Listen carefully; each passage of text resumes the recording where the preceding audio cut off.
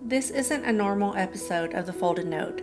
This is personal, this is raw, and it's real. Today marks episode 100, and I'm not just celebrating a number, I'm testifying. I'm still standing, not because it was easy, not because I had it all together, but because God never left me.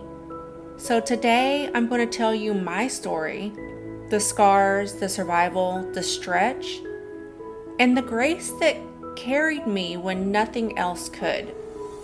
If you ever felt like you wouldn't make it, then this is for you. Welcome to The Folded Note, episode 100. Still standing, my story, my scars, and God's grace. Welcome to The Folded Note. This episode is different. It's heavier, it's deeper, and this isn't a devotional, a mini teaching, or even just a message. This is my story, and it's time that I finally told it. It's not the cleaned up version, not the pretty, polished testimony with a bow on top, but it's my real story. One with scars, one with secrets, the one that includes abuse, loss, fear, abandonment, survival, and the kind of pain that you don't talk about unless you've walked through it and lived. But I'm still here, not because I'm strong, but because God never left. So if you're listening to this and your life feels like hell, if you're crying in your car or sitting on the edge of your bed wondering if things will ever get better, I just want to say, don't you dare quit, because I've been there and I'm going to walk you through it now. This is still standing. So, my story starts with brokenness, generational, deep, dark brokenness. My dad was in and out of prison until I was 5 years old. After that, he was locked up for good, serving time for murder. My dad died in prison about 35 years later. And my mom, she was broken too. She was raised by strong, loving Christian parents. From the outside, it looked perfect, but she was rebellious, hurt, and angry. And somewhere along the way, alcohol became her comfort. When I was 3 years old, she ripped me away from the only stability I had, my grandparents. And she moved me from California to Tennessee, and I didn't understand it then, but I lost so much in that move. Because what came next was pain, and years of it. I wasn't raised in safety. I was raised in bars. While my mom was out drinking, getting drunk, I was the little girl in the billiard room pretending that the chaos around me was normal. When I wasn't at bars, I was at a relative's house, my aunt's house, and that was worse. There was always physical and verbal abuse. I had to go outside and pick the switch that I'd get spanked with, and if it wasn't the right size, the punishment was worse. I was called every name you can imagine. I was told that I would grow up to be a whore, a drug addict, an alcoholic, in and out of prison, just like my parents. But even then, even as a child, I knew in my heart, no, I'm going to show you that I will not be what you say I'll be. And I wasn't just neglected, I was invisible. I would watch my cousins go to sports, Girl Scouts, vacations, all while I was cleaning, folding clothes, cooking, doing all the chores. Like some kind of Cinderella that they forgot was a human. And yet, somehow, in all of this, God was still reaching in for me. Around age 9, my mom dated a man who actually cared. He saw me, he taught me how to bowl, how to shoot basketball, play softball. He showed up every day after working to practice with me. But just like every good thing in my life, it was ruined. Alcohol, choices, chaos. My mom just somehow ruined it, and he left. There was another loss and another wound. And then came another man.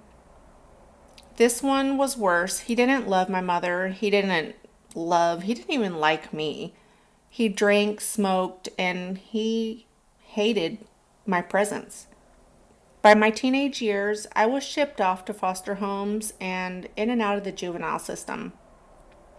Not because I was bad, but because I was too much to deal with. I was too broken or too angry or too hurt. But what I really needed was to be held. But instead, I was passed off again and again. By the age of 16, I was homeschooling myself just so I could work full time and survive. I thought if I could just work enough, earn enough, I'd be enough and I would be okay. I met a man, he said all the right things, and I was so desperate to be loved, to be seen, to be chosen. I married him, but what I thought was love actually turned into a nightmare. I was physically abused, mentally abused, sexually abused. Yes, even by my husband, because rape can happen in a marriage too. I lived it, I endured it, but I survived it. I tried to leave him so many times. I remember once I went to my mother's house begging for safety, and she told me, "You'll have to stay with him because I don't know what he'll do." Even she was afraid of him. So I stayed and I broke. And I lost every piece of myself, one bruise at a time. He cheated on me constantly. I walked in on him in my own bed with other women. Women would drive past my house screaming for him. I fought physically with other women at red lights and parking lots, in stores, fist fights with women who were also with him, knowing that he was married. It was chaos. It was demonic. It was a slow death of my identity. And yet, I had 4 children in that chaos. I loved them with everything in me. They were my reason to get up, my reason to breathe, my only purpose in a world that didn't make sense. And then came a trip to Honduras. We went there for his citizenship process, but then it was denied and everything changed. What was already abusive became something just plain evil. He raged. He controlled, he assaulted, he tore every last piece of strength that I had left in me. And when it came time to return to the U.S., I didn't even know if I was going to make it out alive. I truly believed that I was going to die there. My body was battered, my spirit was broken, but God made a way. And his parents, God bless them, helped me escape. And I made the hardest choice of my life. I left, I got on that plane, and I had to leave 2 of my babies behind. My 1-year-old and my 2-year-old. Screaming for me, my daughter was chasing the car as we pulled away. To this day, I can still hear it. Her voice, seeing her little feet run, and the sound of my heart breaking into 1,000 unfixable pieces. But my mother-in-law, God used her. She made a promise to me, and she said, "I will love your babies like they are my own." And she did that. For 16 long years, she kept that promise. And the pain didn't stop when I made it home, back to the United States with my other 2 children. It just shifted. I was mentally drained, emotionally scarred, and spiritually empty. I carried shame. I started drinking. I carried shame for drinking. I carried shame for being broken. Shame for not being able to protect my kids from everything. I was a mother trying to show up for everyone while secretly feeling like I was disappearing from the inside out. I worked myself to the bone. Double shifts, late nights, early mornings. I was missing my children's lives while trying to provide for them. I was in survival mode for so long that I didn't even know how to breathe anymore. I was surrounded by people, but I felt completely alone. I was stuck basically in a loop of pain, guilt, exhaustion, and performance. And even though I was functioning, deep down, I was still falling apart. In 2019, I got sick. I felt like the enemy had planned to take me out. I had surgery after surgery, IVs just to survive, being now malnourished, passing out, bleeding internally. I was literally dying while I was trying to keep everything afloat. And still, I had to be a mom. I had to work. I had to keep going. My body was screaming for help. And I ignored it like I had ignored my emotions for so many years. And then came the worst night of my life when I almost took my own life.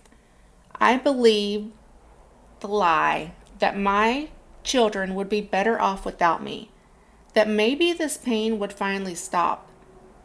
But God stepped in through the face of my son. The look on his face broke every lie the enemy had tried to plant. And that moment woke me up. I knew then, at that moment, that I had to choose life. I had to fight back, and I started fighting with every ounce of strength that I had left in me. And what happened next was something that only God could have done. And when you hit rock bottom, there's nowhere left to go but up. But nobody tells you how long the climb can actually feel. I had just come through the darkest moments of my life. And though I chose to live, I had no idea how to actually start living again. I didn't wake up the next day suddenly healed. I woke up heavy, but I was alive, and that was something. And the truth is, healing didn't come wrapped in pretty packaging. It came in the quiet, lonely mornings when I had to get out of bed, even though my body still felt like quitting. It came in cries of my baby, who didn't care if I was tired or depressed. She needed her mama. It came when I forced myself to walk past the alcohol aisle in the store whispering, "Not today." God began to whisper to me in ways that I couldn't deny. Not through loud church services or long sermons, but it was through the stillness, through the tears, through my children's laughter, and through the moments that I thought would break me, but somehow didn't. I started to hear him, and I mean really hear him. And I realized that he had always been speaking. I just hadn't known that it was him. I didn't have a roadmap. I didn't have a rescue squad, but I had God. I had my yes to him. And I had a mustard seed of faith, and it was enough. Little by little, I began to rebuild. My strength didn't come overnight. My joy didn't return all at once. But I kept showing up. I kept praying. And I kept trusting that the one who saved me would also restore me. And with all of that, I started to look at myself differently. No longer as a failure. Not as someone who was too far gone, but as someone who had been chosen.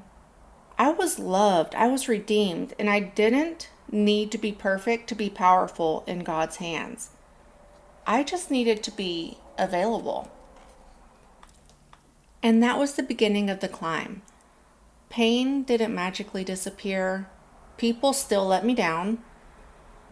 And my situation didn't change overnight. But I knew that I was no longer walking alone. I was walking with God, and step by step, He was lifting me out of the pit that I thought would be my grave, and showing me that it would actually be my platform. There comes a point when pain becomes your fuel. When you're not just tired, you're fed up. And that moment came for me in 2025. I had spent a lifetime surviving, doing what I had to do, working 2 jobs, sacrificing everything, being the strong one, the dependable one, the one everyone called on, but no one would show up for. And now, with a 16-month-old baby in my arms and years of exhaustion in my bones, I finally said out loud, I am done. I wasn't done living. I'm not done living. Done surviving. I was done doing it on my own. Done pretending that I didn't need help. And done believing the lie that asking God made me weak or bothersome. I was fed up with missing out on my children's lives. Fed up with watching time slip away while I gave every ounce of me to a job, a system, a cycle that left me spiritually starving. So I quit. I laid it all down, not in recklessness, but in radical faith. I didn't have savings. I didn't have a backup plan, but I had a word from God. And when God gives you a word, you don't need a resume. You just need a yes. And that's exactly what I gave him. A full, no turning back, tear-soaked yes. And I launched my podcast, The Folded Note, without knowing who would listen. I started sending daily messages, the daily folded note, to teenagers and adults, pouring out scripture, prayer, and hope into phones that I couldn't see, believing that someone out there needed the word as much as I did. And guess what? God has showed up. The tears didn't stop, the warfare didn't stop, but neither did the peace. Neither did the favor. I began to feel something that I hadn't felt in years.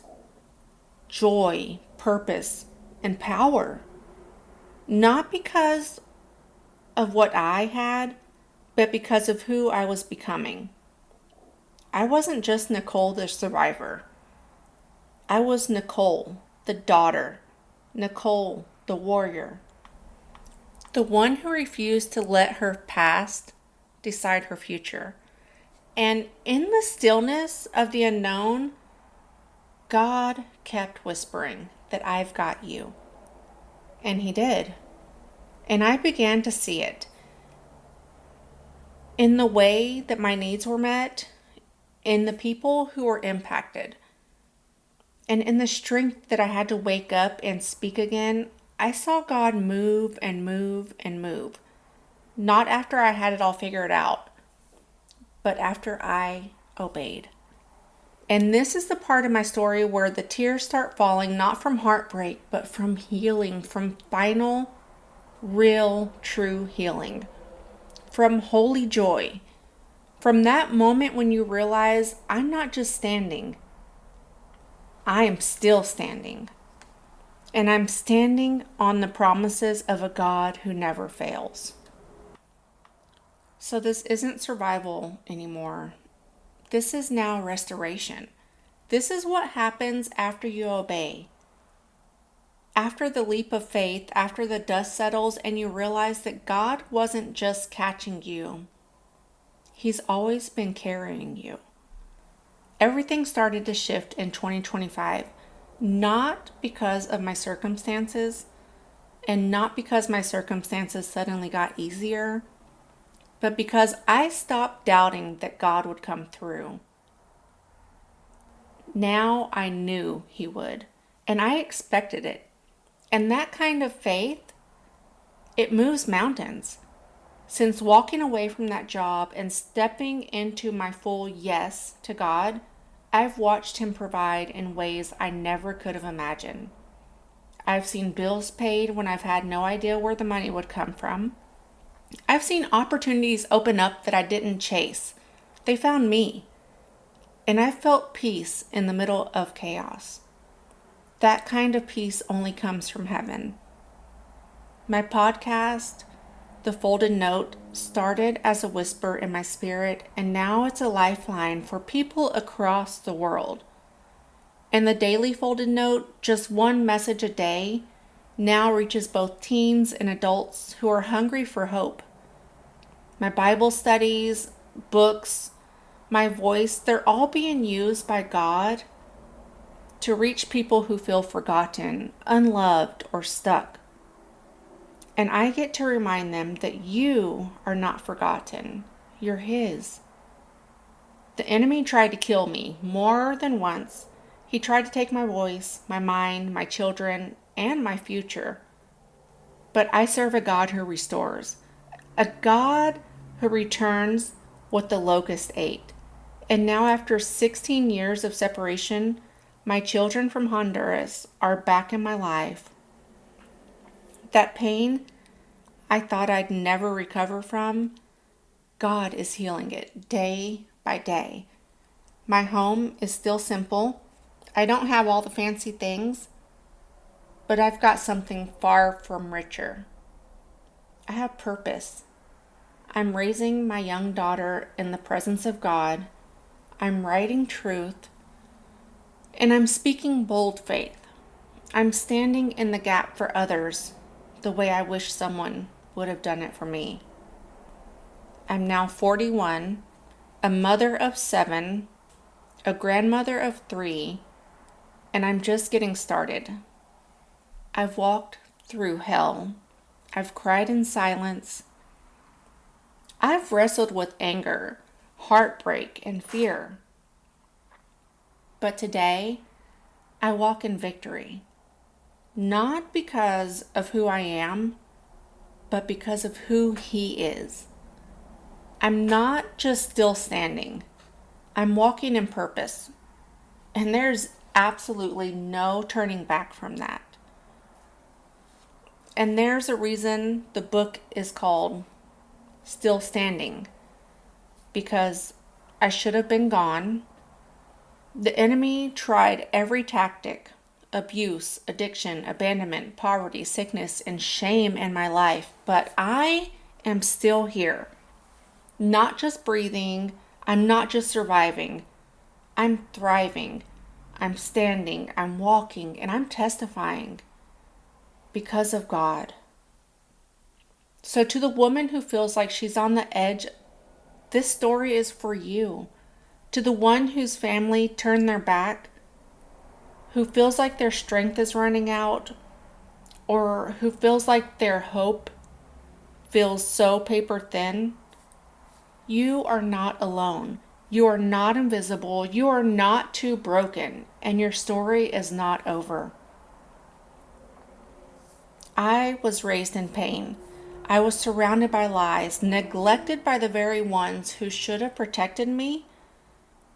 I buried my tears, my dreams, and my voice, and I became a mother far too young. I said goodbye to my children more times than any mother should. I've been hit, used, discarded, and I've been silenced. But my God has never abandoned me. Even when I was in the pit, He was there. Even when I didn't see Him, He saw me. And even when I tried to end it all, He stopped the bullet and whispered, "You're still mine." And now He's using everything that the enemy meant for evil and turning it for good. My voice, once silenced, it now echoes across podcasts, texts, and pages. And my tears that were once hidden now watered the soil of someone else's healing. And my past that was once so shameful now brings power to break chains. And this is the part where I tell you that you can get up. You can forgive.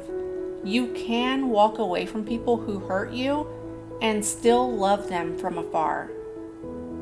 You can obey God even if it means walking alone. And you can live a life that's bold, healed, holy, and whole. You're not stuck, you're not finished, and you're not ever too far gone. I'm Nicole. I am a daughter of the Most High. I am a single mother, a woman who's been bruised but never buried. And I've lost a lot, but I have gained so much more. And today I'm still standing because He stood for me first. And to God be the glory forever and ever for that. I know this was different. And if you're still listening right now, I want to say thank you. Thank you for letting me be vulnerable, for walking through the pain, the moments that I didn't think that I'd survive, and the grace that found me in the dark. I don't share my story so people will feel sorry for me. I share it so that they'll see the power of the one who never left. Every scar has a story, and every battle has a lesson, and every breakdown was leading to a breakthrough. If this episode stirred something in you, don't keep it folded. Please share it. There's someone out there who thinks that they're too far gone, too damaged, or too forgotten. But God hasn't forgotten, and He can still use them, just like He's still using me. Until next time, stand strong, stand healed, and stand bold. And never forget, you're not hidden, you're His.